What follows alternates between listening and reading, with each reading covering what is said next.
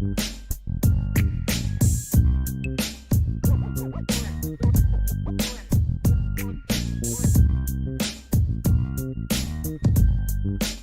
away we go. Welcome to the show. Glad to have you with us today. I'm Sean Stires, joined by Vince DeDario. You kind of snuck up on me a little bit, Vince. I didn't realize how late it was. And then I looked at the, my commercial stack over here to my right, and I'm like, it's 5 after. That means it's time to blast this sucker off. So here we are. Me showing up right on time. That is you skating right on time. Yeah. You've even stopped texting me at this point. Like, where are you? And I will say this. It didn't make me get in here any earlier. I'm not going to say that, but sitting in your chair on days where it's just me and Jesse does the same thing that I do, and he slides in at the last second. Mm-hmm. I was getting pretty nervous. Especially of the times, if he knows it's you. I think it's like, yeah, exactly. I was like, I don't have to be there early. Is he going to come? Is he going to show up? Like, am I got to do this solo? Like, what do we do? So yeah. I'm sure Tyler is sitting here when he's producing on those days going, are these guys ever going to be here? There's a show in 2 minutes. I'm earlier when I'm in your boat, but not much. I mean, let's be honest. But I am earlier just because I'm like nervous and get that nervous energy going. Yep. I hear you for sure. And Vince is very festive today. He said it was Hawaiian Day at school, so we wore his Hawaiian shirt. Yep. It was Hawaiian shirt day. It's one of the things I can participate in and fit, not look completely foolish. So I'm here.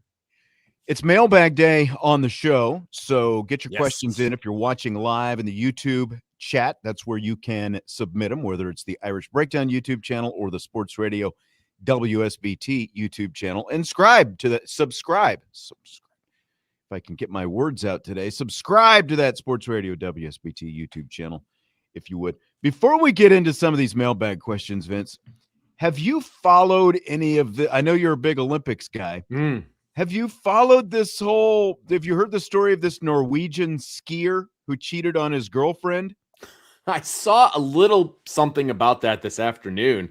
And he was talking about it in his press conference for some reason. He wins a bronze medal. Yeah. And he just launches into his regret for cheating on her. So apparently he meets her 6 months ago. Okay. 3 months into the relationship, he cheats on her.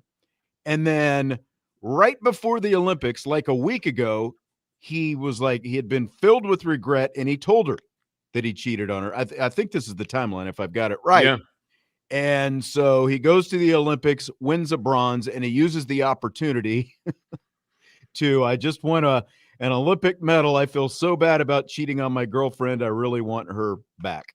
So, I really don't know that was the proper venue because now you've outed not only yourself, which is one thing, but now you've outed your girlfriend. Like, I don't see that playing well. And she's already responded to it, and it hasn't played well. She wants nothing to do with him. She's like, upset that I don't know if he used her name, but but people I don't think it takes too much once you figure out who he is and who he was with, and she wants nothing to do with him. Like, she's even more upset now because he told the world that he cheated on her and he wants her back.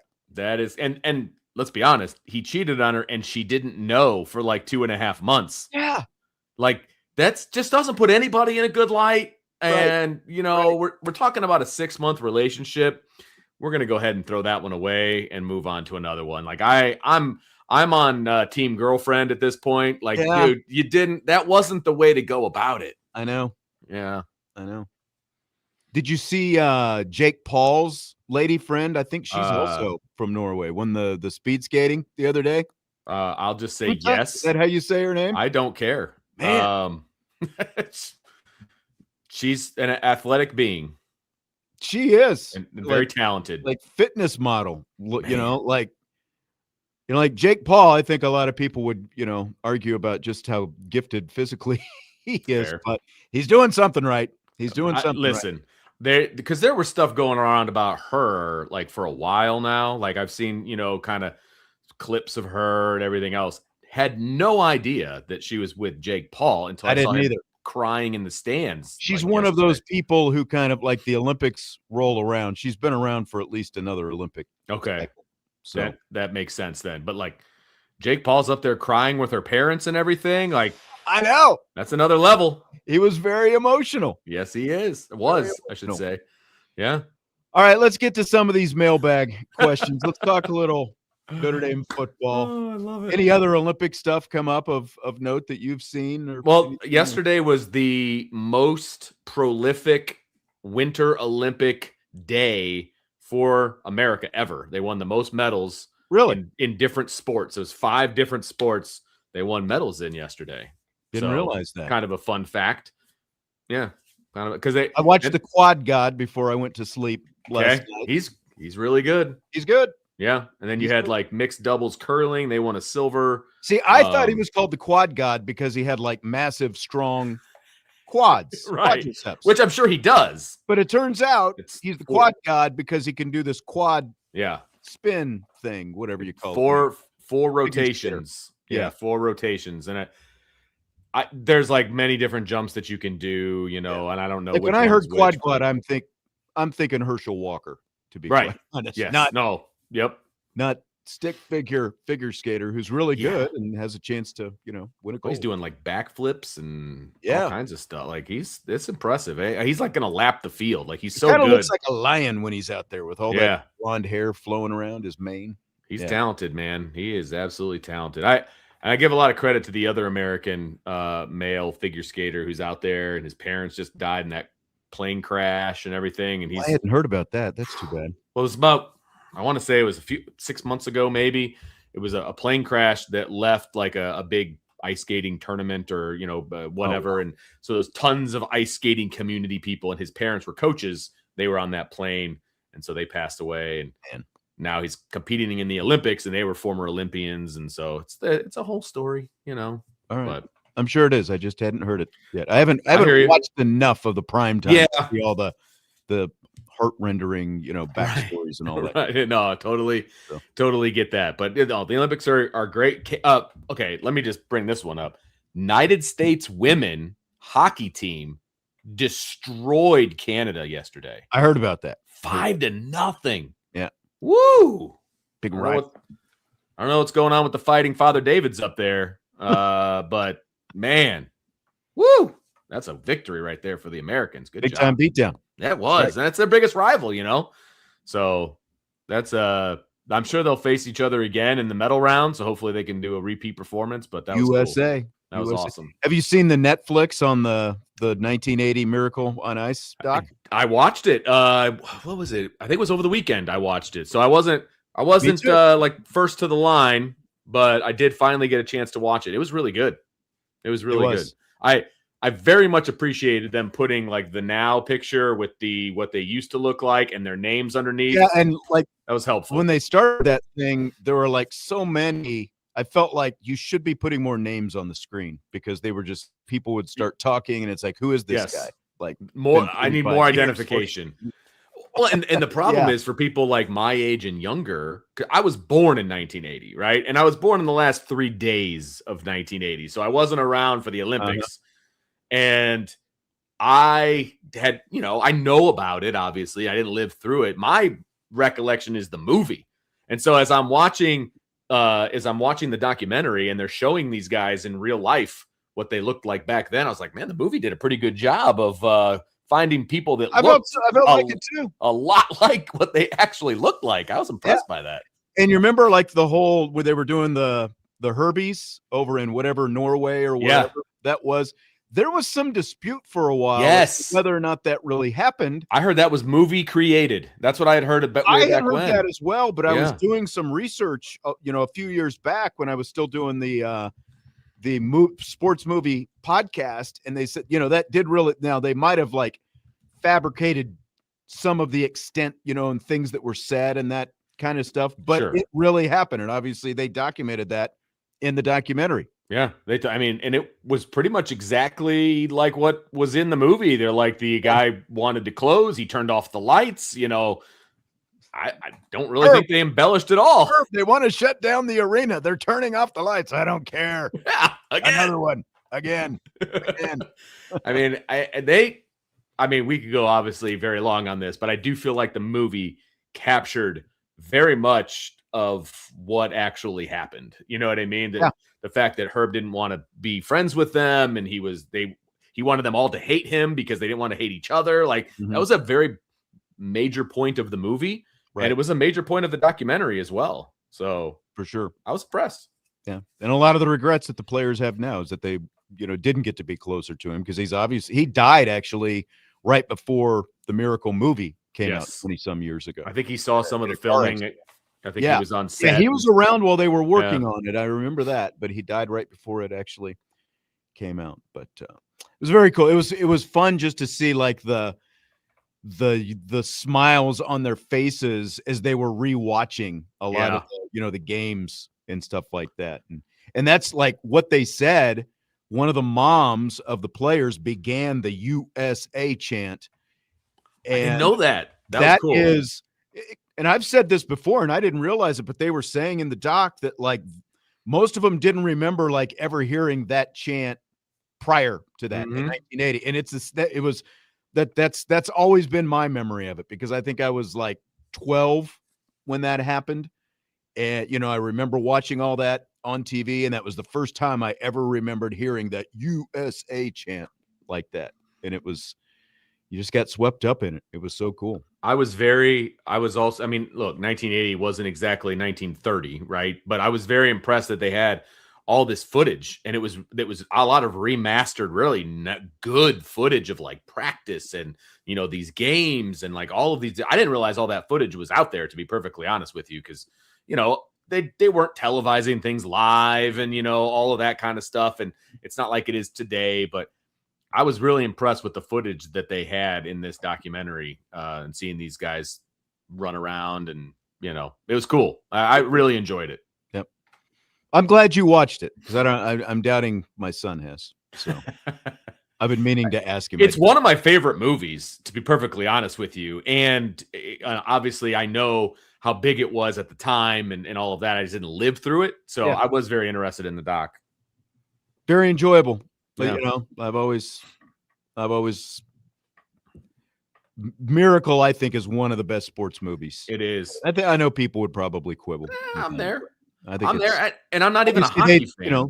They dramatize some stuff, but it's Hollywood. Like we've always said, movies are not documentaries, and they're going to embellish, and they're going to kind of shine some things up to make it a little bit more Hollywood. But again, like when you listen to the guys in the documentary, most of the things that they depicted in that movie actually happened. They might have, they might have embellished a little bit to Hollywoodize it, but I mean, they even had Craig looking for his dad in the stands after the game. That's right. All that stuff actually, like, that feels dramatized, but he's like, no. And then they showed him on they showed him look like, I don't know. It was just, it reinforced really how good of a movie it was, to be perfectly honest with you, for me, as I was watching the documentary. So yeah.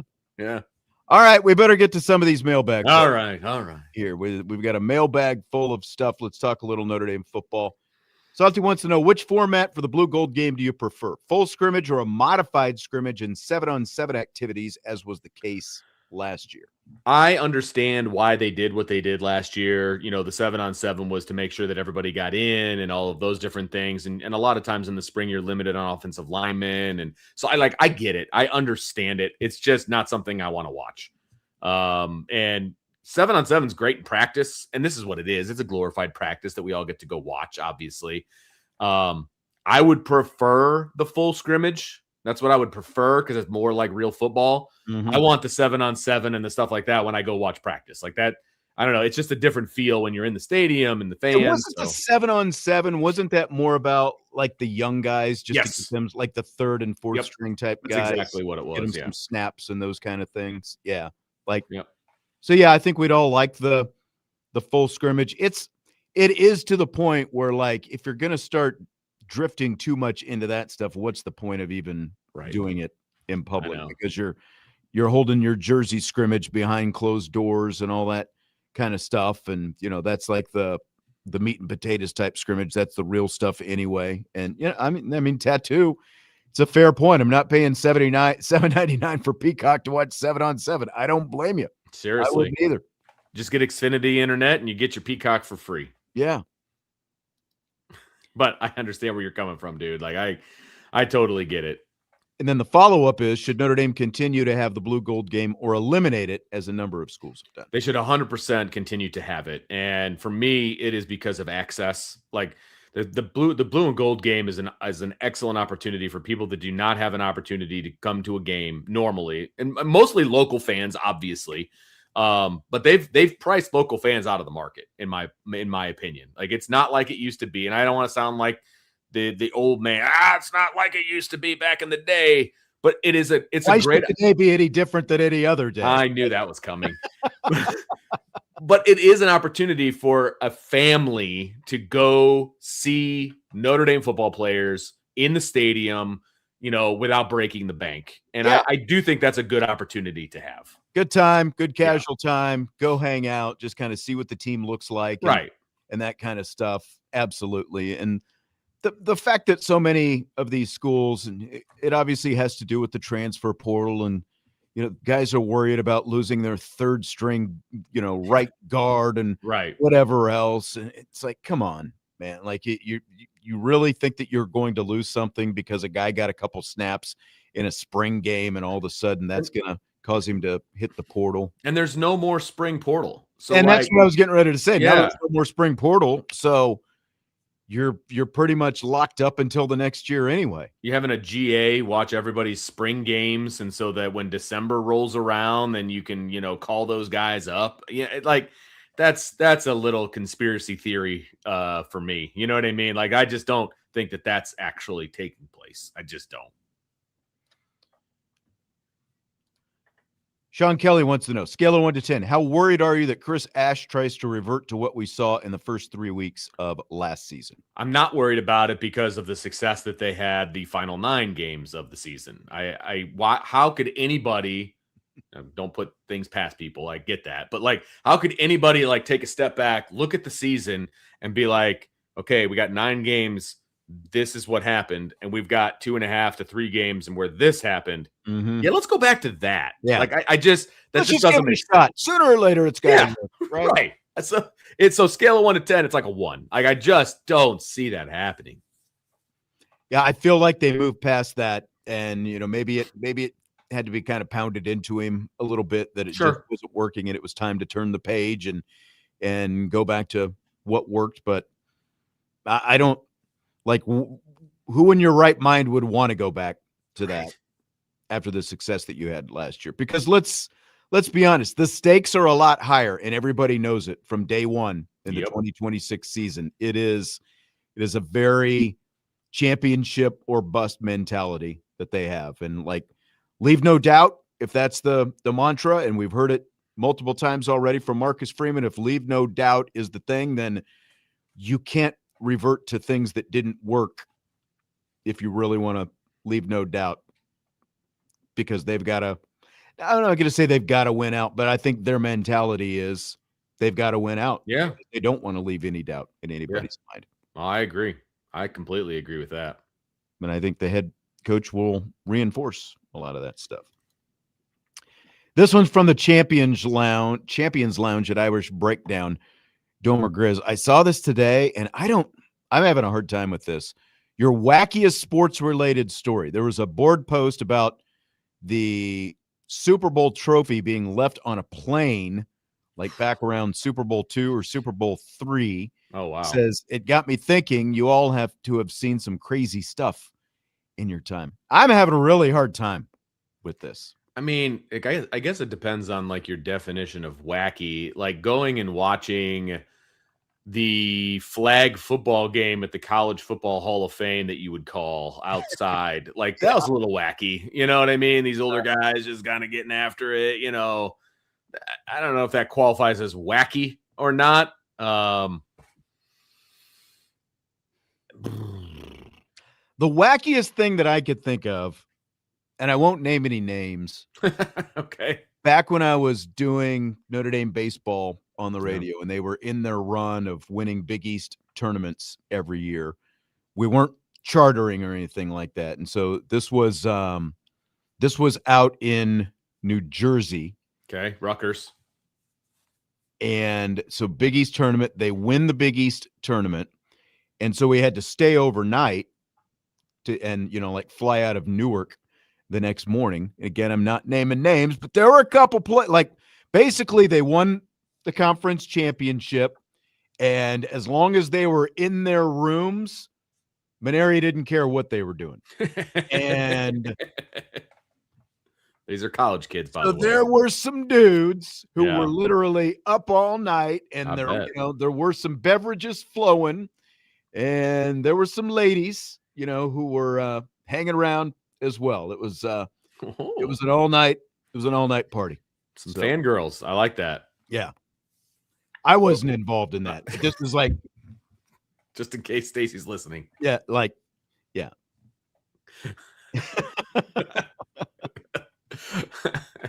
Again, it was players doing their things in their rooms. So wacky is not the word I would ever use to describe my next story. But being down in New Orleans last year when everything that was going on, on Bourbon Street, that was just a very strange thing because we were stuck in our hotel room and we're trying to watch TV to figure out what's going on. Are we allowed to leave? So that being around, because my wife went down with me, and so we basically spent the whole day in the hotel room just trying to figure out what was going on. And then we ended up walking to a Dave and Buster's in the opposite direction for dinner because we just got hungry. But I don't travel with the team, right? And I don't go on the road very often. So, there's that. Mm-hmm. I thought it was pretty cool at the Orange Bowl when, the guys started throwing the oranges out to everybody. That was pretty cool, But, I don't know. I guess we're wacky people, but nothing wacky ever happened, Yeah. So couldn't come all I got. Anything better than that. I mean, I've got, bad travel stories and stuff like that. I don't know if anybody cares about that, but I don't know. If something pops into my head eventually. You've been on the road with baseball, women's basketball, you're around the team much closer than. But again, it's it's very tame, you know, because it's a team situation. But that was the craziest, if I went into more details on things that were said to have happened behind those that would be a completely different story. But again, I don't want to name names. It's all hearsay, Sean. It's not admissible in court. That's right. So this one, if you could go back in time to any non-Notre Dame game, what would it be and why? It can be any sport, not just football. Oh my goodness gracious. You've opened it up to every sporting event of all time. Do you have something here off the top of your dome? Because I'm thinking. I think I would go to Game 4 of the 2004 ALCS, Yankees Red Sox. Wow. At Fenway. And I've got that 30 for 30 on that, the 4 days in October where the Red Sox, they were trailing the Yankees 3-0. They came from behind, and David Ortiz had the walk-off home run to win Game 4 after Kevin Millar. I was drawing a blank there. Kevin Millar walked in the 9th. They were down a run. Millar walks. Dave Roberts pinch runs for him. Roberts, of course, now the manager of the Los Angeles Dodgers. But Dave Roberts pinch ran for him, stole second base, and ultimately scored the tying run. This is all off Mariano Rivera. And so the game goes extra innings. Ortiz ends up winning it with a home run in extra innings. So that would probably be the one that I would go back. It's a good one. It's a good one. I'm going to totally steal Corey Dean's idea here. And it was just what we were talking about a few minutes ago. That medal game between Russia and the United States. Ooh, yeah. 1980. We just talked about it. I know. That's obviously a very good one. That's a really, really good, because I'm all consumed by the whole USA thing. And I don't even necessarily like hockey, but I would have been going bananas in that in that game, in that atmosphere, in that moment. Like, it's good versus evil. It's, all of those, like, let's do it. Like, that's a good one. How did that one not come to my mind? But I'd still probably do the Fenway. So that's fair. Oh, that's fair. Yeah. I don't know. I might do that. I wonder what tickets we're going for, because it was like so different. Like, that's one thing they didn't really talk about, like what tickets we're going for that game. That's a great question. I don't know. I don't even know that it was necessarily a hot ticket. I mean, it was obviously sold out, but there weren't many people who thought the U.S. even had a chance to win. And it grew, like the popularity grew as time went on, as they were winning and things like that. They made that pretty clear. The other thing that's fascinating that a lot of people wouldn't even understand today is that they were pretty much completely sequestered from understanding how much people were in on what they were doing, and how much the country was all in on it. You know what I mean? Because obviously they didn't have cell phones, they didn't have the internet, they didn't have any of that kind of stuff. Yeah, they were just doing their own thing. Because that game was tape delayed. It took place in the middle of the afternoon, and then they put it on in prime time later that night. And because you didn't have internet and social media and everything else, like most people didn't know what the outcome was. I watched it as if it was happening live. Sure.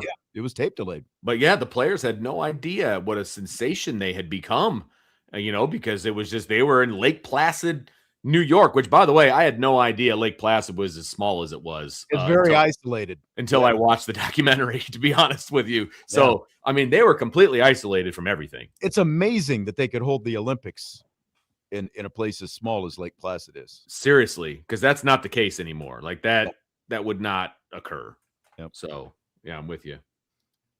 Kevin said Notre Dame, UCLA, the 88-game winning streak broken. That's a good one.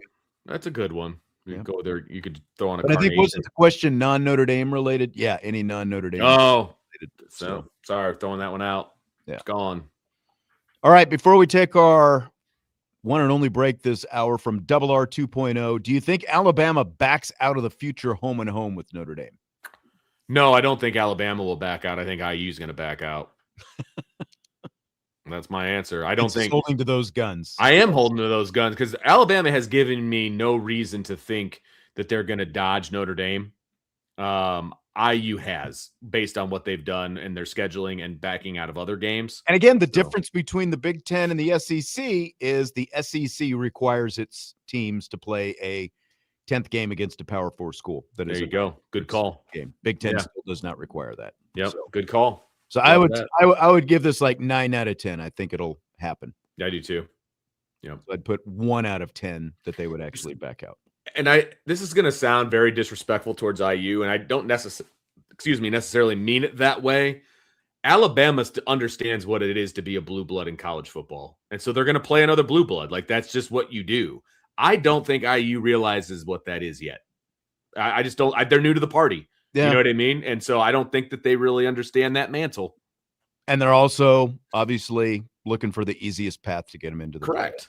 So, and it worked for them last year. Which so look, a lot of people are going to be doing. USC is going down that path. But again, USC is in the Big Ten, and they don't have that rule about playing the extra Power 4 opponent.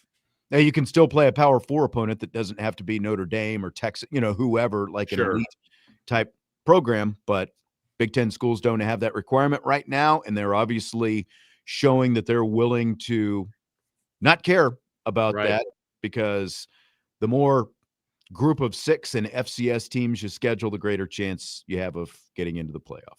So we'll take our only break this hour, and then we'll come back with more mailbag questions with Vince DeDario, Sean Stires, Budweiser's Weekday Sports Beat with IrishBreakdown.com.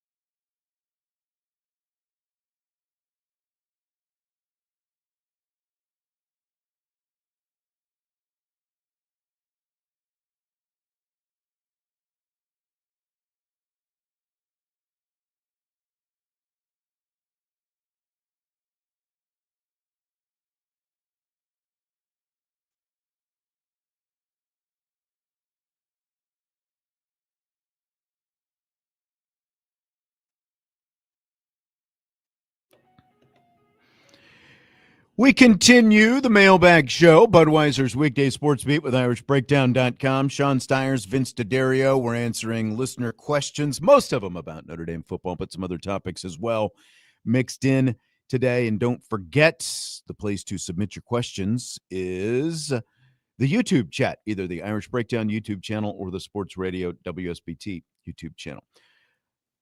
Notre Dame announced its combine guys today. 6 guys got invited.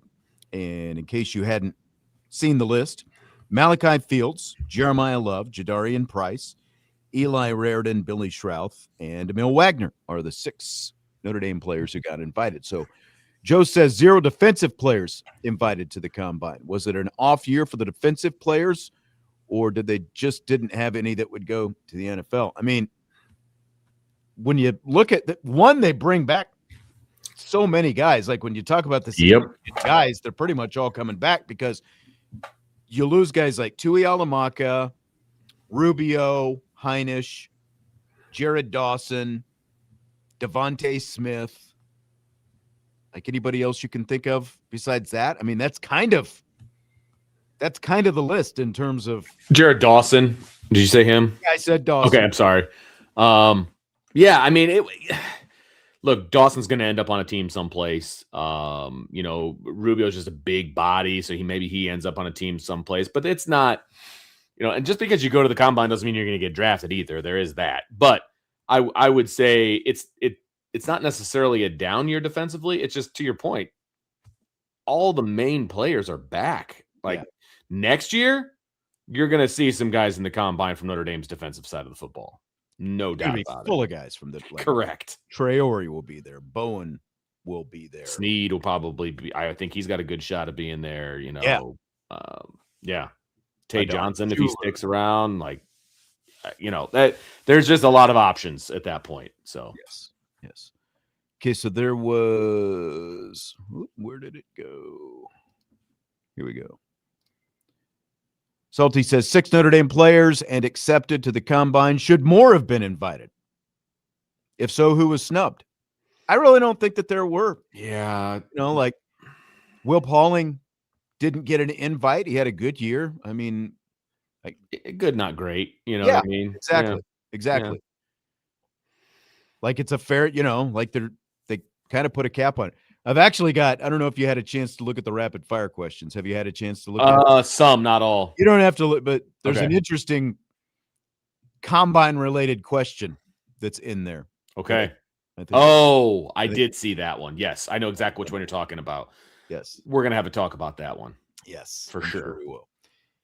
Sean Kelly says he was at Fenway in 2013 when Shane Victorino hit the grand slam in the bottom of the 8th. Insane. I bet it was. Yeah. That was back when I think they were doing I remember that I remember, watching those, obviously. I think that Shane Victorino's walk-up song was the Bob Marley song, if I remember right. Don't worry about a thing because every little thing going to be all right. I don't know if you remember that. Yeah. All right. Good times. Good memories. Jay Melvin. Vince, you're an older Notre Dame fan than I am. Get it out. I don't How was it being a Notre Dame fan in the 2000s when USC was dominating the rivalry and on top? USC has never dominated Notre Dame in my lifetime as a fan, except in 22 and 16. Well, got at you. I'm like, that's what I'm saying. I get this question out of here. You called me old right off the bat. I don't know how I feel about that. Let me tell you something, Jay Melvin. I'm even older than that because I had a T-shirt back when I was growing up and it said on the back, it said a decade of dominance because Notre Dame won all the games in the late 80s to early 90s. They won 10 in a row, or I forget exactly what the number ended up being, but it was a decade of dominance and had every game and every score on the back. I used to wear that shirt all the time. So it went from Notre Dame dominating to USC being dominant for a small stretch. If you really look at it, it wasn't that long of a stretch, but it was the Pete Carroll, Reggie Bush, that time period. It sucked. How about that? It sucked. Made the 05 game obviously very, very good, and one game that I'll never forget, and that was 21 years ago at this point. So, I mean, it made for a good rivalry, but I enjoy when Notre Dame dominates that rivalry. So I did not enjoy watching USC win national championships and that kind of stuff. And USC does not like to see Notre Dame dominate that rivalry, so they're not going to play it for a while. So, all right. Yeah, right, exactly. Bitten by the party animal. How will the Big Ten react to Notre Dame steamrolling 3 of their teams in the first 4 weeks? Oh, so now we're talking about the actual schedule itself. Wisconsin, Michigan State, Purdue are the 3 Big Ten. Well, of course. I mean, Michigan State and Purdue are just not good. And neither is Wisconsin for that matter. So they're definitely picking on the bottom end of the Big Ten in this particular scenario, the bottom half. And so I don't think the Big Ten is going to do much of anything. If it was like Ohio State, Indiana, and Michigan, we'd be having a different conversation. But I mean, it's probably the only chance Purdue's got for a sellout next year. I don't know if Indiana is playing in West Lafayette next year, but the fact that they've got Notre Dame coming in to Purdue, I mean, they've got a chance to sell tickets. So absolutely. Is it at Purdue? And it is. And they signed up for it. So yeah, that's a good point. They're not going to duck it. Yeah. Unlike I bet some people, but we'll see what happens. I will bring that up until it's not necessary. How about that? On the subject of the blue gold game, Sean Kelly says, I wish they would bring in another low level, more local team and do a scrimmage. I mean, this is something they've tried. Yeah. Like Deion Sanders was pitching this a couple of years ago. Would you be in on being able to scrimmage if you could do it? 100%. I actually think that would be a very good thing to do. I have no problem with that whatsoever. I think a lot of coaches would be in on that as well. It's just, a chance, because there is to a point when you're a coach, it doesn't matter really what the sport is, but especially in football, when you're just banging heads with the same guys over and over and over, it gets stale. It gets old, and when you go up against another team, it brings a little bit of life. High schools do it all the time. In the summer, they go to wherever and they do 11-on-11s and they do 7-on-7s. It's just competition. And I would be all for it. And I think a lot of coaches would be all for it as well. I would think so. I think it would, do a lot. I don't know who it would be though. Like, would it be one of the MAC schools? Like you bring Western Michigan in or Central Michigan or something like that? You could bring Indiana State. There's a lot of Midwest options, for Notre Dame, and it would be a pay for play. I get that. So I guarantee the MAC schools would be okay with it. Would you play an actual game or would it be controlled scrimmage? Controlled scrimmage is what I would do. Yeah, because look, if you play a full game, let's just say for the sake of argument, it's Indiana State and Notre Dame. Well, that's a mismatch, right? But if you have a controlled scrimmage, you can still get a lot out of that from both sides, both from the Indiana State side and the Notre Dame side. You can still get a lot out of that in a controlled environment. Whereas a game environment, it can get out of hand, the score can get out of hand, all those kinds of things, and then guys check out. Yeah, well, and also guys from the smaller school have something to prove, and you kind of don't know where that can go, right?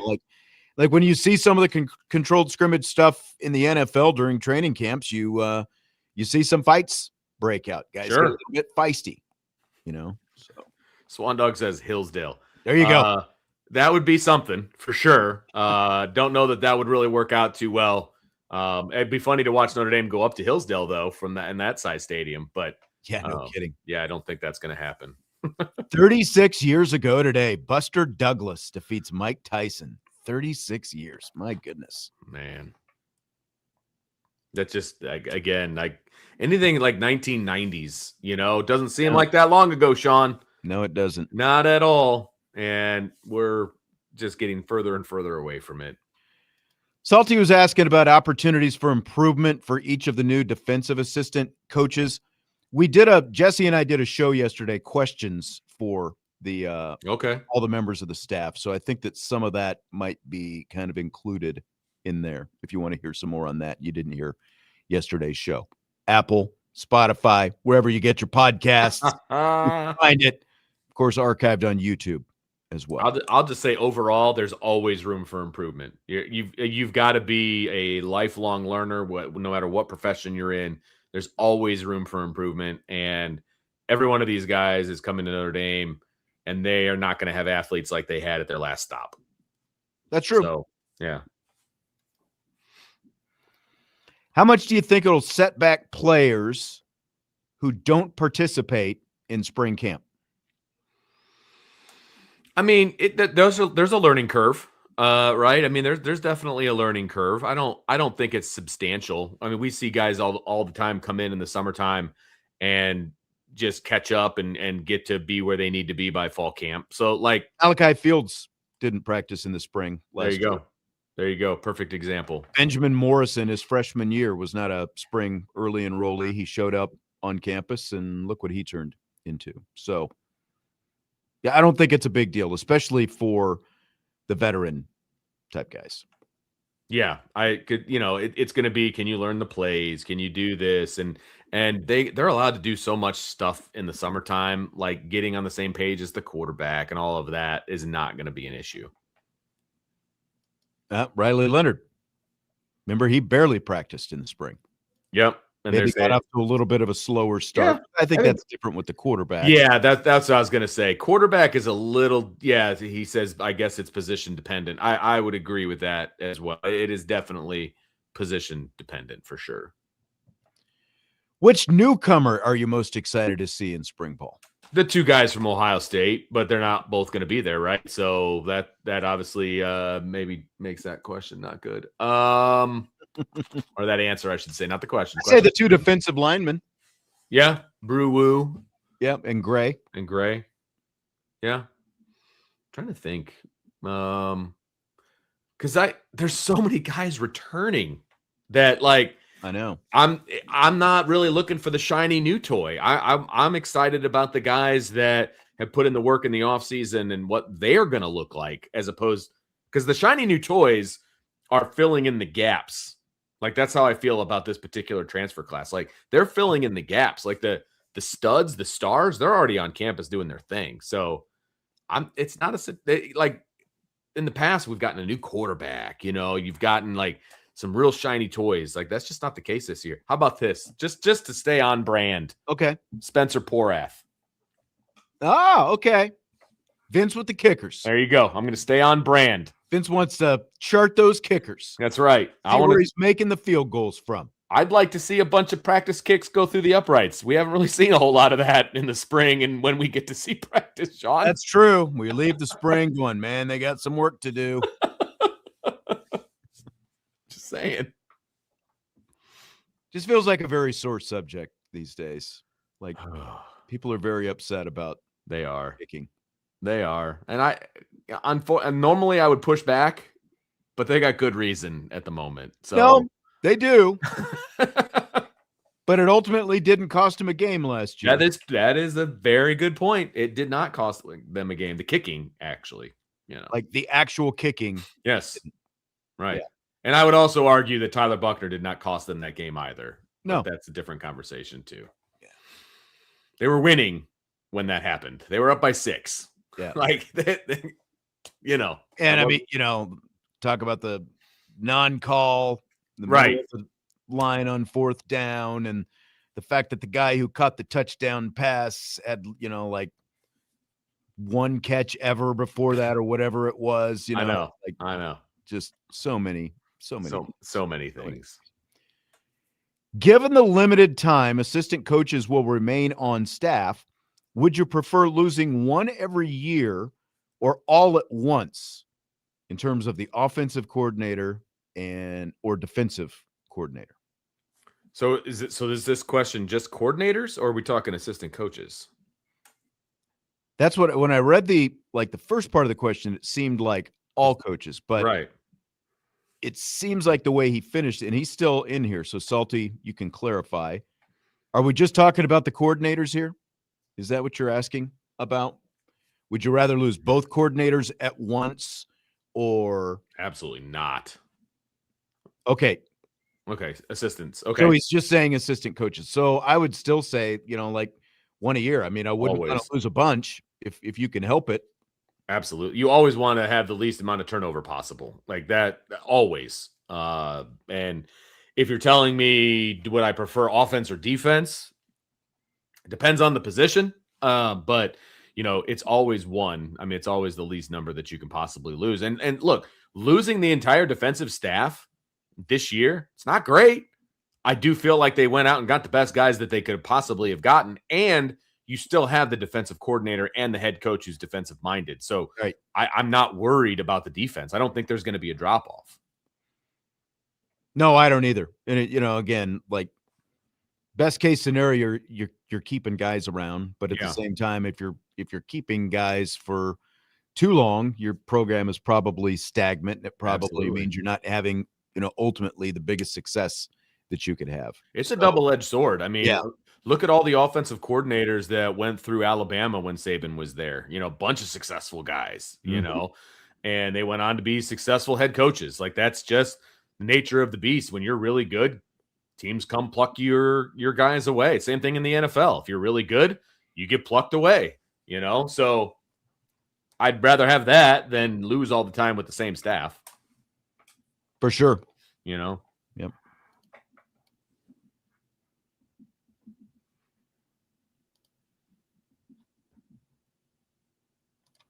When will you have a sense prior to the first game whether the new position coaches are succeeding individually and as an integrated defensive coaching unit?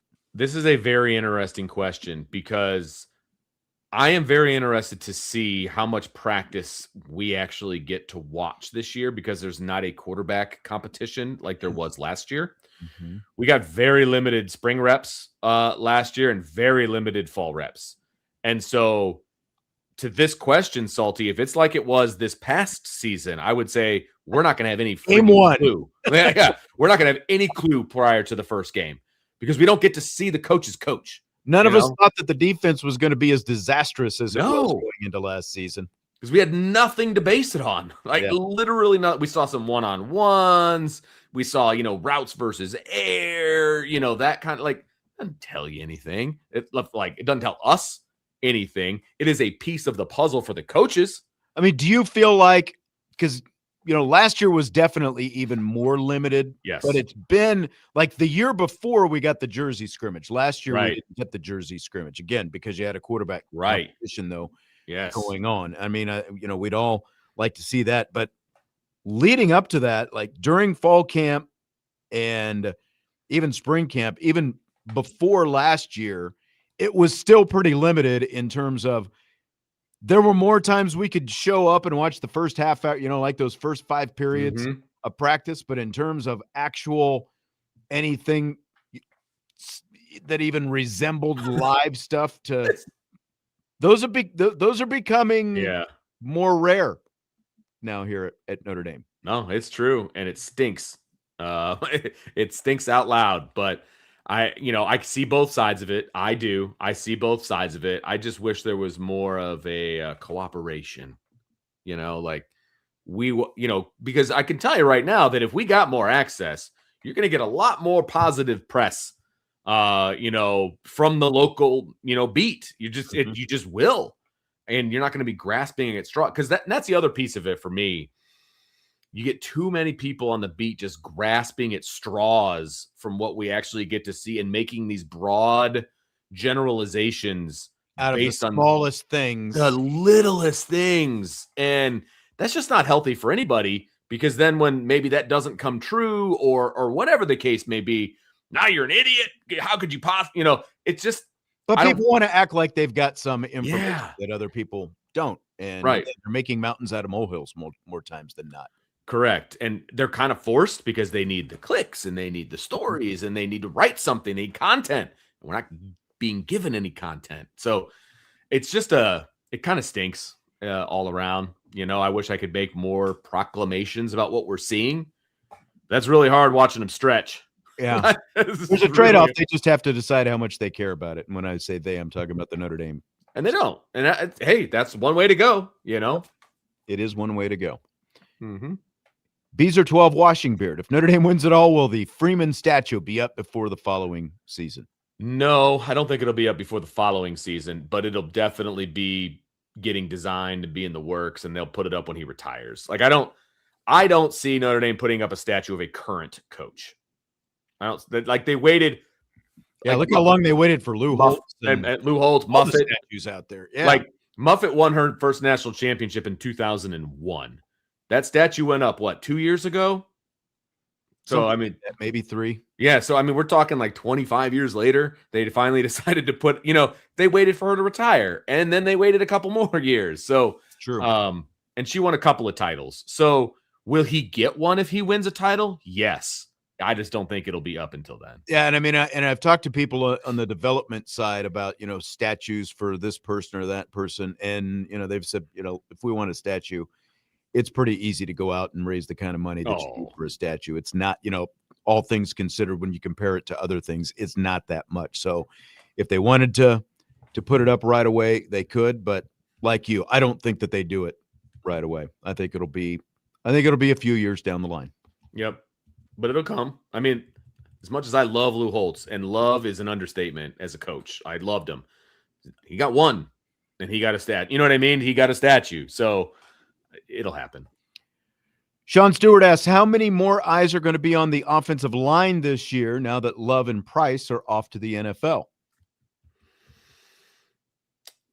I mean, I think it'll be the same amount of eyes on the offensive line because, that's always a point of emphasis when you're watching a Notre Dame team. I think people are underestimating the talent level of the running backs that are in the room, to be perfectly honest with you. But there are too many people that give the offensive line a complete pass because of how good Price and Love were. I get that. I think you're still going to see a very dominant run game from Notre Dame. So however you want to give out credit or give out blame, that's fine. But Jesse and I have talked about this a couple of times. They also only gave up 12 sacks last year. Right. Like, think about that. With all the questions about, they're not going to have Riley Leonard to bail them out. They gave up fewer sacks with the pocket quarterback as opposed to the dual threat guy last year. Because he's able to get rid of the football and throw to the open guy and all of those kinds of things. I think the eyes are just going to be on the spots where there's a job open, just like always. That's going to be the biggest thing. Yeah. Yeah. And again, depending on what kind of access we get, there's a very good chance that we really don't get to see a whole lot of guys competing for those spots. We're just going to see them, doing their one-on-one drills and stuff like that. And I think you're going to see some guys cross-training, and so you're going to get a lot of prognostications by people like, oh, so-and-so is practicing here, and so that means they're there. And, 5 seconds after we walk out, they may move that kid back to a different position. You know what I mean? So it's like, that's where I get frustrated with some of the things that people say, oh, I saw this, and that means this. And no, probably not. Doesn't work that way. No. All right, we're going to wrap up the first hour, the mailbag, predominant mailbag portion of the show. We've got rapid fire coming up in hour number 2. There's a question or two that we didn't get to, and we'll always be able to circle back. And if you still have a question that you want to pop in, we can circle back as well, because we've got plenty of time in hour number 2. It's a full 2 hours of the show tonight. Of course it is. Got Wake Up the Echoes coming up after this tonight. By the way, I'll save this for hour. Okay. I'll drop this on you. So we'll take a timeout. Rapid fire is on the way. Budweiser's weekday sports beat with IrishBreakdown.com.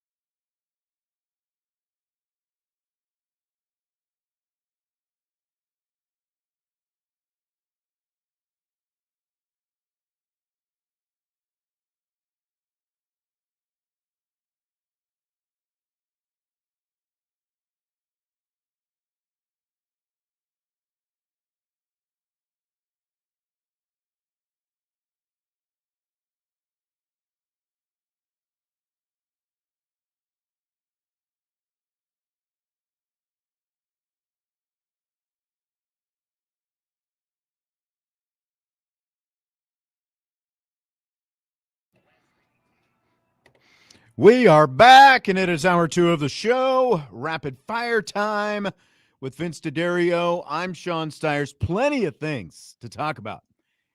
Well, if I can stop pushing wrong buttons. No, boy. Here. Did you get a little cold in your basement there? Dude, freezing. I was freezing cold. So I went and put sweatpants, a sweatshirt. I felt like the host of the Oscars. Like I had to go put a costume change. But I was freezing, Sean. Well, I'm glad you're warmer now. Whew, man. It's like the sun is out for a second day in a row. I almost don't know what to do. Seriously, I know. But the wind is still howling pretty good. It is. Just saying. Makes it kind of chilly. Fill in the blank. It's blank that Notre Dame and Villanova are planning to open the college basketball season next November with a men's and women's basketball doubleheader in Rome. Just the rich get richer, Sean Stires.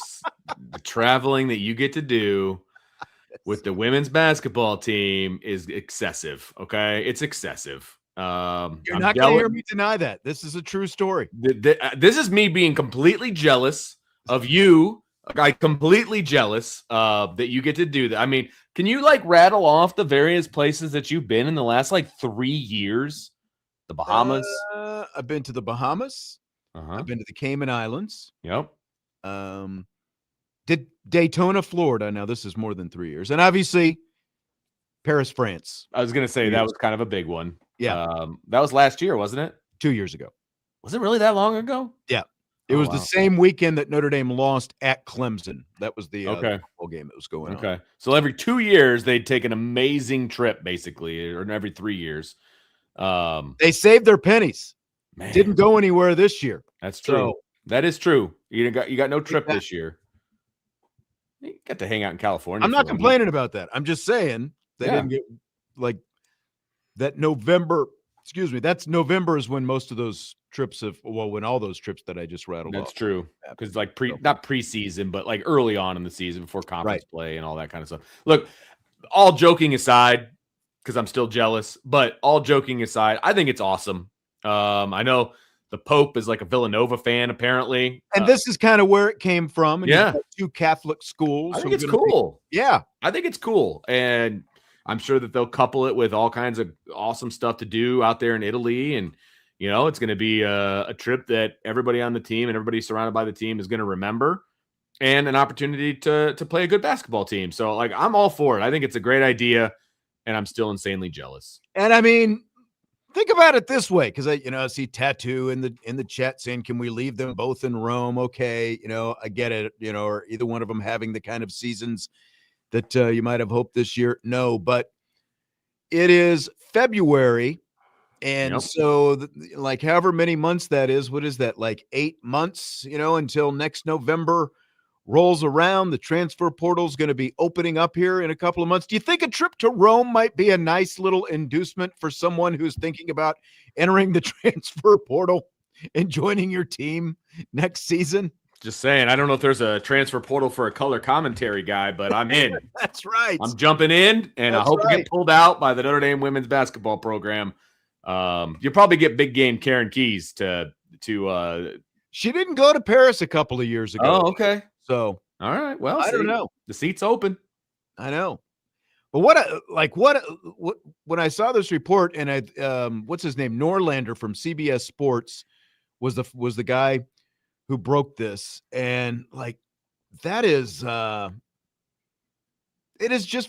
is pretty sweet to think about. Not many programs, I think, could pull this off. And in a span of a couple of years, the women's program specifically, is that trip to Paris to play South Carolina, and now a trip to Rome, because as you said, because the connection with the Pope and all that kind of stuff. So it's a very unique opportunity. I think it's awesome. I really do. And I had something profound to say, and it just left out of my brain. But I still think that the whole situation is really, really cool. And I think you're going to have a blast. And hopefully Notre Dame gets 2 W's out of that. But the Notre Dame women's team is going to look a lot different next year than it does this year as well. It is. Did you see the social media with now that they've got the class complete? They've got 2 McDonald's All-Americans. They've got a very highly touted group of freshmen coming in. This is just a little bit of a gap year. It's going to look a lot different. Yep. And I know what I was going to say. Okay. I remember. So were you informed via social media, or did you know this was coming and just were really good at keeping a secret? I was informed of this one on social media, like the Paris thing. Okay. I knew that was coming. Right. Well, like the previous, like probably around this time, the year before that happened, I knew this, that was coming. But this one, I was not up on. Okay. I was just curious. I did do a little, check, and just to make sure it was when true. It's time for the official announcement to come. The official announcement is going to come. You know how that works. Yeah. So, yeah. Right. Yeah. But what I was kind of teasing at the end of the first hour, like this whole Italy and unique opportunities. Have you noticed? I don't know how much you turn on the radio when Notre Dame men's basketball is playing, but Tony Simeone, the voice, of course, of men's basketball and football for Notre Dame, he's been gone the last few basketball games. I don't know if you've noticed that. He is in Italy, and he's doing some Olympics for NBC. Okay. Yeah. So talk about a fun little opportunity. We'll have to check in with him maybe when he gets back and see how that whole thing went. That would be awesome. I bet he'd come on the show. We have a little chat about the Olympics and just really have some fun with it. I wonder what sports he's doing. I don't know. Okay. I'm not sure. And I haven't tried, like a text or anything, because I don't know, like mobile plans and international plans. I'm sure NBC's picking up the tab on that, but probably has other things to worry about besides answering questions from me about. You shoot him a message. It's only 12:15 in the morning over there. No big deal. Yeah. It might be just winding down his broadcast. Exactly. Fill in the blank. The Notre Dame football player not named either CJ Carr or Leonard Moore, who is most likely to be an All-American in 2026, is blank. So there's a bunch of different routes I feel like we could have gone, or I could have gone with this one. And like you could go defensive line, you could go offensive line. Like there's a lot of different avenues. I'm going to go a Don Schuler. I think he's got a great chance because he's got a name for himself at this point, which obviously helps. I think he'll have the stats to back it up. But it could be kind of an even trade between a Don Schuler and Tay Johnson, to be honest with you. But I'm gonna go with a Don Schuler because he's a little bit older, obviously, so he's got a little bit more under his belt and a little bit more of a name. But there's a lot of different ways you could go here. I think especially on the defensive side of the ball, there are going to be candidates at all levels. Like I see some people in the chat saying Drake Bowen. I agree with that. I agree with what you're saying about Don Schuler. I agree with what people are saying about Tay Johnson. I think that all of those are distinct possibilities, depending on how healthy Kingston Viliamu-Asa is. Sure. He's a distinct possibility as well. I'm going to go with the defensive line and go with Boubacar Traore. Yep, he's one that I had on the tip of my tongue. Yeah. Yep. Honestly, for me, the first two that I thought of were Schuler and Traore. And since we took Schuler, I think Traore makes a lot of sense. Like had a chance to be drafted pretty high, I think, had he come out this year. And you expect him to be at full strength next year. And I think that we're going to see – I'm really curious to see, especially like what Charlie Partridge is able to bring out of Traore with like the need to get pass rush and get pressure from the front four specifically, because Chris Ash does not blitz nearly as much as Al Golden did. I think that Boubacar is going to have a chance to have a really big year. So I'm going to go with him. Love it. He was I was between the same two guys actually, which is kind of crazy, but yeah, those are the two guys that came to my mind first. I'll just go ahead and throw this one up from Joseph. Do you think Jeremiah Love is going to participate in all of the combine events? No chance. I really do. I mean, he's projected to be a top 10 pick. Why would you? Why risk it? Why would you give anyone any reason to not draft you top 10? I mean, I think he'll go for the interviews. Maybe he throws up the 225 a few times or something like that. He'll get measured, but I really don't think he will. Do you think he'll do any, of like the skill stuff, like the shuttle or the long jump or any of those kind of things? Maybe, at Notre Dame's pro day. I just don't see him doing it at the combine. And that's a big maybe. I just don't think he needs to. I think his body of work is on film, and I think that's enough. I agree. Like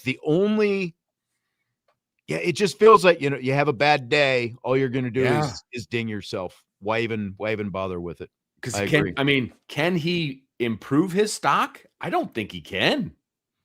He's projected as a top 10 pick right now. Yeah. Like a lot of the mock drafts have him going at number 8. I think it's number 8 to the Saints, So like, why bother? Yeah. I just think all you can do is hurt yourself. I really do.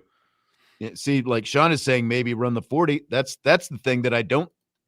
That's the last zero benefit in that because all you can do is hurt yourself if you have a bad day. Correct. I think that's the last event that he would do because he'll never run the time that he wants to run. And I just, no. Stymie says, treat it like the Pop-Tarts Bowl. So just opt out, don't go all together, or he'll go because he's going to knock interviews out of the park because he's a very personable guy. So he'll do interviews. And he's shown that last week, just with all the interviews that he was doing out there on, Radio Row. Yeah. And he'll get height and weight and maybe like hand size if they do that for running backs. You see that Sharpie jacket he was wearing, by the way? It was wasn't it almost like a letter jacket? Yeah, it was like a letter jacket style, but it had Sharpie on it. Like, I don't know that I would want to walk around with a jacket that said Sharpie, but it was a pretty sharp looking jacket, honestly. Depends on how much Sharpie wants to pay me to wear it. That's how that goes. See, there you go. Did you see before the Super Bowl when they had the old Super Bowl MVPs and those jackets that they had? Those were slick. Those were awesome, man. Those were slick. I want one of those. I'll never be an NFL MVP, but those were slick. And a lot of them, like when they were walking out, because they had the white sleeves, you could see that like they had guys signing autographs on the sleeves. Ruined it. I don't know, man.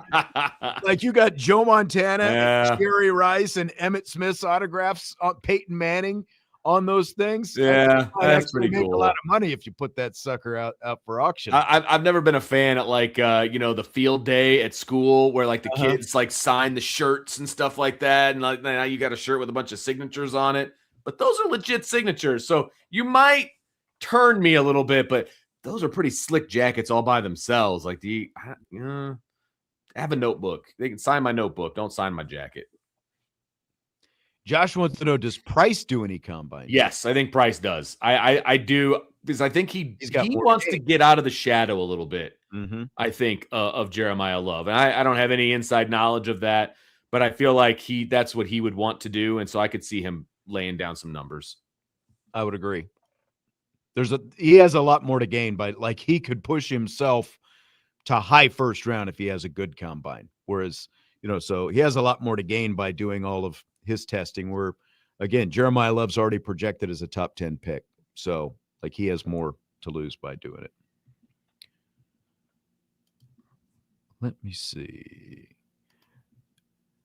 Zarkin in the chat. If Notre Dame does win it all, will that achievement shut the mouths of genius intellectuals like Cam Newton for more than a half a second, or will they still continue crying about conferences? Look, Cam Newton just has no business talking about college football. Nope. I think he proved that with his display a few weeks back. Like, Cam Newton just needs to stick with the NFL. He has no business talking about college football. End of story. Yeah, it's not going to shut anybody up. I mean, there'll be people that give Notre Dame their flowers and things like that, but there will still be people saying, well, they had an easy road. They should have been in a conference. They didn't have to play a conference championship, so they were more rested. You know, whatever mantra that they want to jump on, they will still. But, I mean, you'll have more people saying good things about Notre Dame, but you're still going to have the detractors. Right. And the further you it'll be about handpicked schedule. It wasn't, and even though when you sit back, if it happens, and you compare the schedule that Notre Dame is going to play this year to the schedule that Indiana just played this past year, they're not going to be that different. Correct. But nobody will say that in the Big Ten. Right. Nobody will say that unless you're tuning into Irish Breakdown or this show. Like, nobody's going to say that. So you'll still hear it because there's people that just hate Notre Dame, and that's okay. It's fine.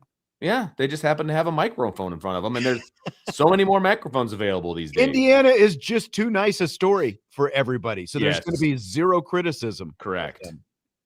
Like, there won't be any criticism of Cignetti until year whatever, if he's able to keep that kind of success going.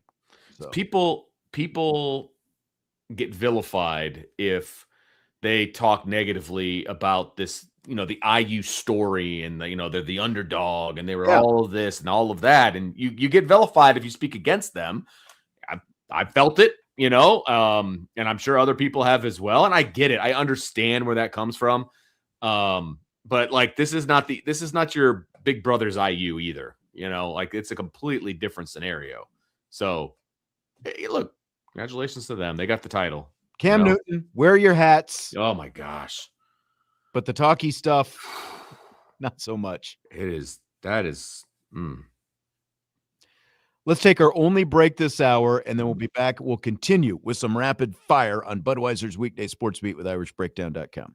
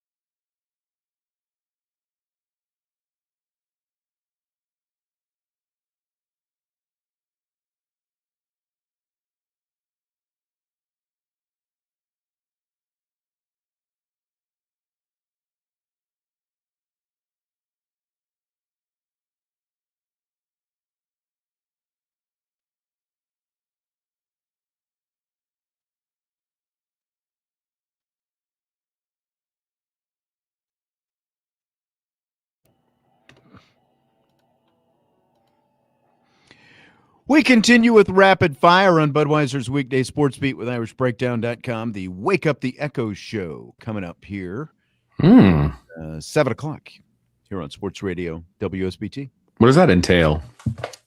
That is the Notre Dame. It's like, they used to have a coach's show. Yeah. And now it's kind of all sports. Oh, okay. Cool. And I believe the softball and baseball teams are interview guests on the show. Yeah. Hey, freshman Ava Zachary from Penn High School hit a 3-run home run the other day.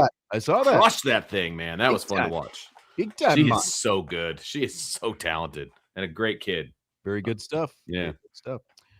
Joseph in the YouTube chat says, what about the women's basketball incoming 2026 recruiting class? Yeah, what about it? It's very good. Yeah, break it down. Let's go. I got out the list so I didn't leave anybody out. They have 4 of the 5. They have 5 players in total in the class. JC Abey is at the top, 5-star, rated 12th in the nation, the 12th rated player in the nation. They have the top 4 players in the class are all in the top 24. Jenica Lewis, Amari Biles, Bella Ragone, and then Isabella Senga as well is rated 78. So that's a chock full of talent class that they've got coming in. And Lewis and Abey are both McDonald's All-Americans as well.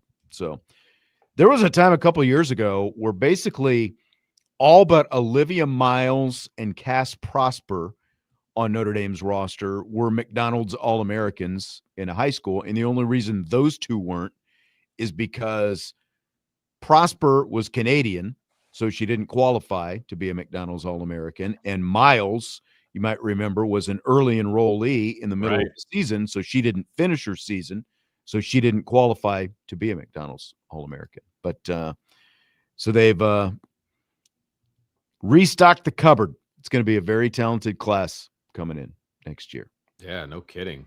I'm looking at the rankings, and there's it's fun to watch, see all the Notre Dame in the top 35. That's good stuff. Yep, absolutely. Good stuff. Absolutely. So look forward to that. Okay, North Dakota State, Vince, is going to move from the FCS up to the FBS level. They're going to join the Mountain West Conference this upcoming season, and they're going to pay $12 million to join that conference, as well as a $5 million entry fee to the NCAA to move from FCS to FBS. Do you buy or sell this move up a level for North Dakota State? I buy it. I think that they're ready for this move. I think that the Mountain West is going to be a good level for them to be in right off the bat. I think that they're a very, very good program, and there's a lot of money swimming around that program. And I think they outgrew kind of where they were at the FCS level. So I think it makes a lot of sense. I do. Usually there's kind of like a step up program, and they're just all in 1 year, man. Well, now they can't. A couple of things. They're not going to be able to fully access college football playoff revenue until 2032. So even if they, were to make it in, they're also not going to be eligible for the conference championship game or postseason play for basically they've got to wait 3 years for their third year, 2028, to get there. So that stinks. I think they're going to be competitive. Period. I think they're going to be competitive in the Mountain West. So we'll see. Well, in the Mountain West, because most of the current Mountain West teams are becoming the Pac-12. Correct. So here's what the Mountain West is going to be. Northern Illinois, they're actually joining up. UTEP, Air Force, Hawaii, Nevada, New Mexico, San Jose State, UNLV, Wyoming. So they should be able to be very That's what I'm saying. Competitive. Yep. The first thing I thought was like, would you, it's like big fish, small pond, small fish, big pond kind of thing. Like they're trading the chance to continue to win national championships at the FCS level for basically the opportunity to get to the college football playoff at the FBS level, because it's not like you're ever going to win national championships again. You're also basically saying goodbye to all your rivals. Like there's going to be more budget involved in traveling and everything else. And the fact that now, like, it's a big step up in terms of, I don't know what their donor base is like, but you're going to have to come up with a lot more money to field competitive rosters, with NIL and rev share and all that kind of stuff. So I'm really curious to see, like, are they going to be able to sustain things from that level? Because now it's not just going to be, because like the selling point with where they've been is like, okay, you're a borderline, maybe you're a MAC play, like that group of 6 type level player. Why don't you come here instead and you have a chance to win a national championship? The sell is going to be a lot different, literally, from a lot of different levels for North Dakota State making this move. So I'm somewhat in on it, but like if I was going scale of 10, just how much I'm in, I'm like, maybe like it's 50-50 to me. I'm going to be really curious to see just how well they're going to do. And like, are they really going to be satisfied just with the opportunity? Basically, the best they're ever going to do is get into the playoff. Maybe you pull off an upset in the first round game. They're never going to hang a national championship banner again by making this move. That's true. Yeah, that one is 100% true. And it's going to be interesting. Are they going to stay in the stadium that they're in currently, the indoor, the Fargo Dome or whatever it's called? First of all, it's a heck of a home field advantage, obviously. But do you know off the top of your head, because I did not know, how many fans you can get in there? I have no clue. It's not many. 18,700. Wow. That's really small. That's so very small. Like that. I had no idea it was that small. Yeah. So they probably sell out. Are you going to have to build a new stadium? Like, are you going to like, I think that's going to get to come in there. That's a legitimate concern. Look, they obviously had $17 million laying around just to get in the first place. So that tells me they've got plenty of money at the moment. But that's just, you're not going to be making a lot of revenue from selling tickets. The one thing I did find out, like when you talk about money, my first thought was, okay, like how much money is in it for an FCS champion? Because they're obviously going they're in the FCS playoffs every year and they won a lot of national championships. They've sent a lot of their best coaches to the FBS ranks already. It's basically, from what I've been able to find out, break even at best. Yeah. Even for winning national championships at that level, there's just not that much money. Yeah. That is available. So they'll have a chance to earn more because, again, like this Mountain West, your TV contract is not going to be that great. Should you be able to be competitive against that schedule? Yeah.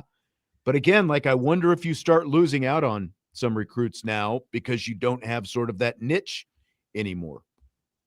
It's possible. Look, the Dakotas, I would assume if I looked at their roster, and I haven't done that yet, I would assume they've got a lot of Dakota kids, on the roster and things like that. So, they're still going to have inroads there. Obviously, somebody said, they're going to lose their biggest rival in South Dakota State. Right. No, because you could still play them. Well, you can. And they probably will. But you're probably going to have to pay them now as opposed to. That's a good call. That's a good call. Because now you're the one that's up a level that probably becomes a buy game for them.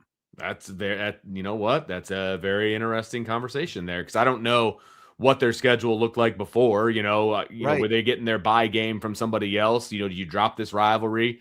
They can still play it if they really want to. Right. And now they become they can still, because they were a buy game before, they can still be a buy because I don't know. It's an interesting move. Again, I think that they can be competitive at that level. I think that they're aspiring to kind of become the next Boise State. Right. But I still think that you're probably several years from that.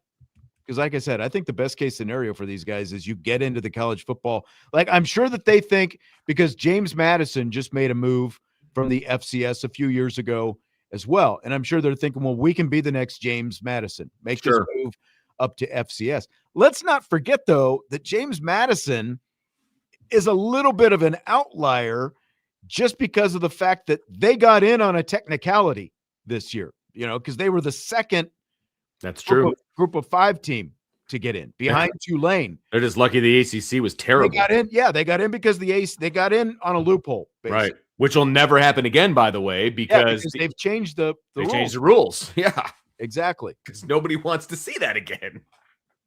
Price asked, "Does the number of students in the school change?" That's an interesting question. Because right now they're a little bit bigger than Notre Dame. They've got like 9,000 undergrad and like 2,000, graduate students. So it's a little bit bigger than Notre Dame, not much. So similar in size. If I'm a senior in high school, am I going to go as a student to North Dakota State because they're playing in the Mountain West? I just don't see that. I doubt it. I just don't.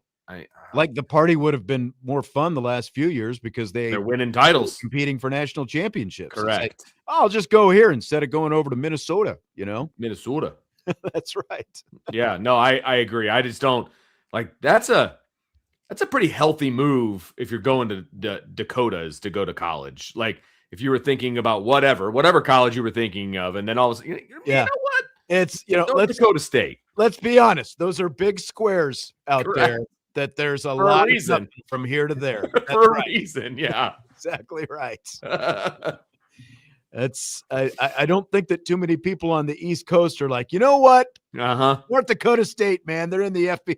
They're playing UTEP now. I want to go be a part of that. So, yeah, maybe they could steal some kids from South Dakota State. Maybe that is what they're looking for. So I think so.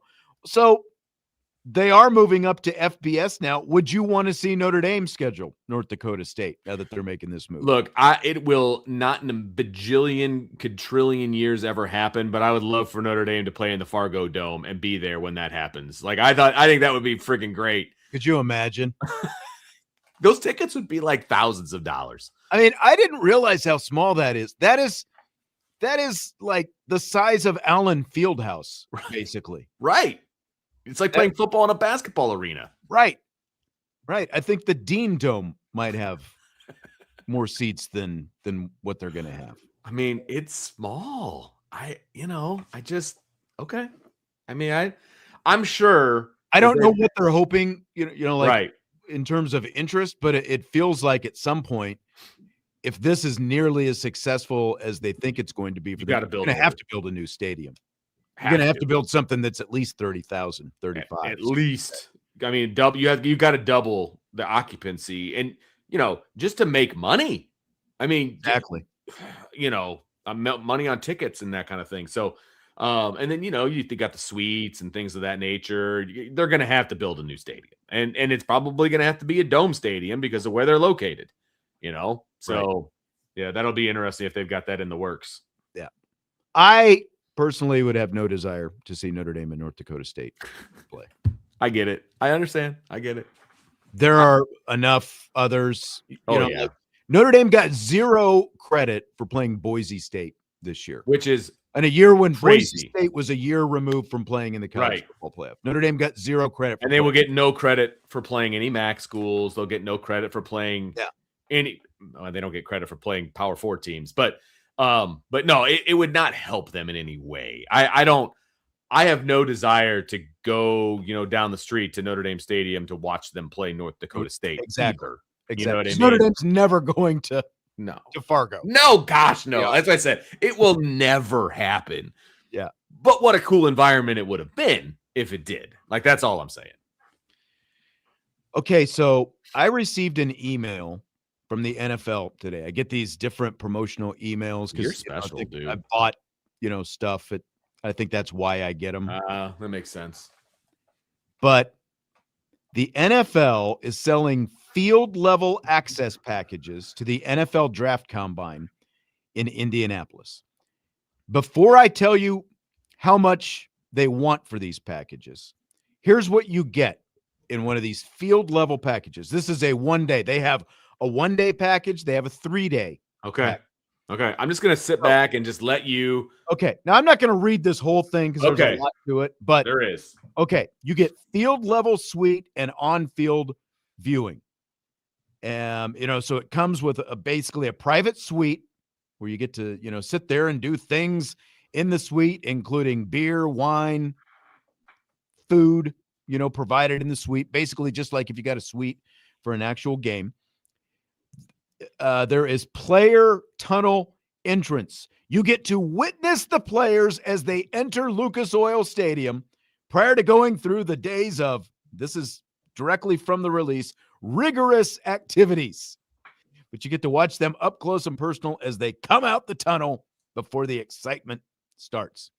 You get in-suite analyst insight during the combine drills. So like you get your own version of Vince DeDario giving you exclusive insight from a combine analyst in-suite during your specific drills throughout the day. In between drills, you enjoy an intimate Q&A about those events. I wonder who the combine analysts are. Yeah. I would want to know that. And you can you imagine that pitch from the NFL to an analyst? Like, all right, man, hey, we want you to come and be an analyst for the combine. And you're, as an analyst, you're thinking to yourself, God, that sounds horrible. Yeah. No, then they're like, but you're just going to be piped into the suites. We're not going to have you on NFL Network. We're not going to have you do it. You're just going to be into the suites. Are you in? Now, people are excited about this so far. John says that's awesome. Okay. Tattoo says Ryan Roberts is the analyst. 102. Squirrel. I haven't told you the price of all this yet. No, you haven't. I know that it sounds pretty cool. Just listing these things. You get the Combine Drill Challenge. You get access to complete your own combine drills on the field to see how you stack up to a future NFL athlete. You participate in drills like the 3-cone, the 40, the vertical. Activation will occur post-event during times when athletes are not performing drills on the field. So just, so can you imagine that they just no confusion. You're not on the field when the actual guys who are going to be in the NFL are on the field. They just insert Sean Stires like in the middle of the running backs running the 40 or something like that. Hey, Jeremiah, step aside. This fat guy wants to come run. That I would pay for. Yeah. That's what I need to have. And I was talking about myself, just so in case anyone was. You get a private tour of Lucas Oil Stadium. Okay. So that, and then you also get an official NFL Combine souvenir gifting. It's like a pen from your time at the NFL Combine. So again, all those things sound pretty cool, right? This is a one-day suite level experience, field level at the NFL Draft Combine. All of that goes for starts at $995 per person. Per day. Per day. Per person per day. So you get all that $995 per person per day for all of that access. Sean? So my question to you, Vince DeDario. Yes. Is there a world where there is value in that package for even half of that price? For some people, I would imagine that it would be at half the price. I'm sure there's people with a lot more expendable income, even at the full price, that is something that they would look to do, right? If you're asking me, not a chance. I realize I'm asking the wrong person. Correct. Well, and here's the thing: money aside. Yeah. So, like, okay. If money is not an issue, right? 1 to 10, rate that package. 1 to 10. If you're saying it's not going to cost me anything, I would put it at like a 4.5 to 5. To me, the combine is boring because let's remember, you're ultimately there watching guys in tights. Correct. Run 40s and catch passes and it's boring. Vertical. Yeah. I am not like Ryan Roberts who gets excited about combine numbers and watching. That's just not who I am. Because look, you and I live within driving distance of Indianapolis where this takes place. You know how easy it is to get a media credential to go down there. We could have done it I've thought about it before, but it's like, do I really want to go through all that just to go down there and watch that? And exactly maybe get a couple interviews. If you have to have that conversation in your own brain, like, do I really want to go down? Like, yeah, then no. Like, look, would it be fun to have a suite with all you can eat and all you can drink, like with your buddies? Cool. I don't even care what's going on the field. $1,000. No. $1,000 per person per day. That's for crazy. All that stuff. And that doesn't count like lodging or, right. Transportation. No. I thought when I saw this and I saw it like the bullet points, I thought maybe $500, $1,000. That's per crazy. Day. Crazy. There's no I wouldn't even spend that. I wouldn't even spend half that if my son was participating in the combine. Right. Now, if someone, again, we're rating the experience. If someone, like you said, we could get a credential potentially. Yeah. Now, we're not going to get all the food and drink and all that kind of stuff. If someone gave me a ticket to go do this, I'd probably do it once. Sure. Check it out. Oh, and if like you were going down, like the two of us go down, like, okay, cool. Like that would be fun. Right. I'm down with that. I wouldn't want to do it 3 days in a row. No. Like, that's rough. Yeah. Yeah. That's like getting 3 days in a row of the first 5 periods of Notre Dame practice. Yeah. Like, I got this email and I was like, oh, what is this? Look, level access to the combine. You get to watch players walk into the stadium through the tunnel. Okay. That's a selling point. That's a selling point on this bullet point. I don't get that at all. They're not running out onto the field like it's a game. Right. They're just walking into the stadium. Right. I don't know, man. 900 starting at $9.95. NFL, you go ahead and get yours. Like, give it a shot because they've never had, I guess, fans there before. So the website says the Ryan Roberts suite is half off. They might be giving that away. Mr. John says John is all in on this. He is all in. It's available, John. I know. Driving $9.95, you can have it. Yeah, it's all you, brother. It didn't say. I wonder how many people you can actually get into that thing. I'm gonna have to keep my eyes out when I'm watching some of the combine and see how many people are sitting there field level. And are they going to televise like the randos running the drills and stuff? I know, because that's what I want. That's comedy. Like I want to watch that. That'd be great. But if you're talking about, let's say you fit 15 people in a suite, 10 people in a suite. You would think $10,000 to $15,000 to watch the combine. Right. That's craziness. Yep. Nolan says I want the Brady Quinn suite. See, now, like to me, who's in the suite with you? This, analyst, that would go a long way. I don't think that they're actually going to have a person. I feel like it's going to be piped in audio. Just that's giving you like some kind of AI intel about whatever's going on. Like that's the way I understood it as I was reading through it. It's like you're just going to get special like piped in audio. You're not going to have like Brady Quinn hanging out with you. Let me see. In-suite analyst insight during combine drills. Here's exactly what it says. Exclusive insight from a combine analyst in suite with your specific drills throughout the day. In between drills, enjoy an intimate Q&A about the events of the day. Okay, the Q&A part makes me maybe think that they're actually going to be there. I don't know. Like, you want me to be an analyst? I'll come down and be an analyst and hang with some people and drink and eat for free. Like, that'd be fun. Sure. Let's do that. Why not? He was fast. Did you see that? He was really... Did you see the hands on that guy? That's my analysis. By the way, Salty wants to know if we have ever heard of a Dabo other than Dabo Sweeney. Negatory. I have not. I've also not heard of a Sweeney spelled Swiney. So. I have not. Is that actually his real name or is that kind of a nickname? It's got to be a nickname, right? Let's see. Are we going to look that up? Do you think the internet has all the info? Let's see. William Christopher Dabo Sweeney. There we go. So William Christopher. So somehow they came up with Dabo. William Christopher is a very common name, so it probably just made some. I'm sure there's a story behind it, but that makes sense. All right, we're going to wind it down with that. Appreciate all the questions and feedback on this mailbag day.